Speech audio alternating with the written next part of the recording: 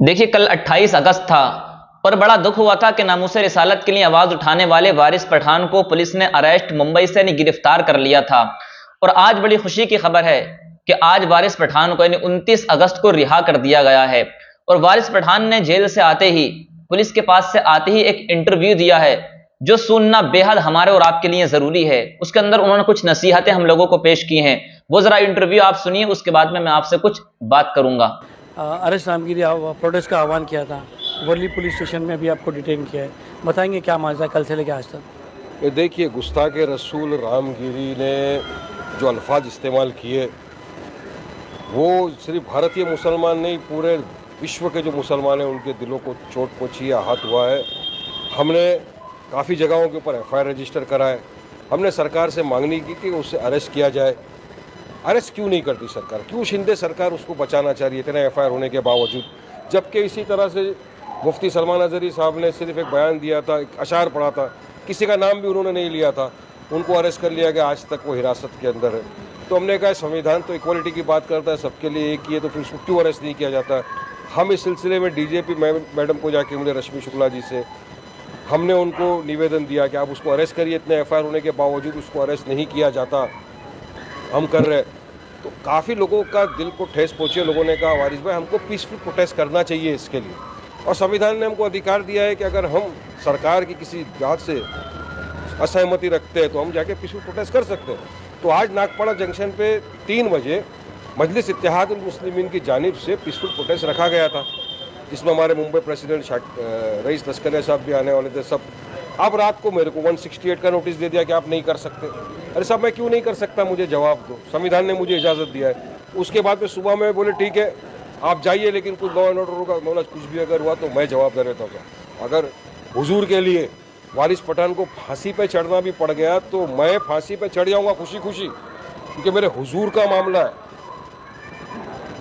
तो बोले नहीं, आके पूरे के पूरे 25-30 पूरे पुलिस कर्मी आके मेरे घर पे बैठ गए सुबह से।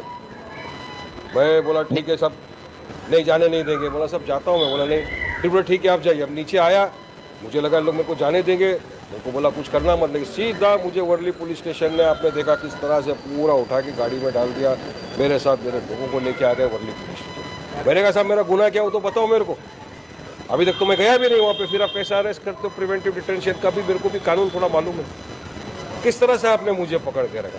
तो अभी मेरा कुछ लिया लिखाया स्टेटमेंट किया है, छोड़ा, लेकिन असंवैधानिक है। मेरा सवाल है शिंदे सरकार गुस्ताख रसूल रामगिरी को क्यों प्रोटेक्ट कर रही है? क्यों अब तक उसको हिरासत में नहीं लिया जा रहा है? मोदी जी बात करते हैं सबका साथ, सबका विकास, सबका विश्वास की, तो सबका साथ कब होगा? आप एक अल्फाज के अंदर किसी मौलाना मुफ्ती को अरेस्ट कर लेते हो, लेकिन यहाँ पर जिसने हमारे हुजूर मोहम्मद मुस्तफा सल्लल्लाहु अलैहि वसल्लम की शान में गुस्ताखी की, जिसकी वजह से देश दुनिया के तमाम मुसलमानों के दिलों को ठेस पहुंची है, इमोशन को हट गया है, उसको प्रोटेक्शन क्यों दिया जा रहा है?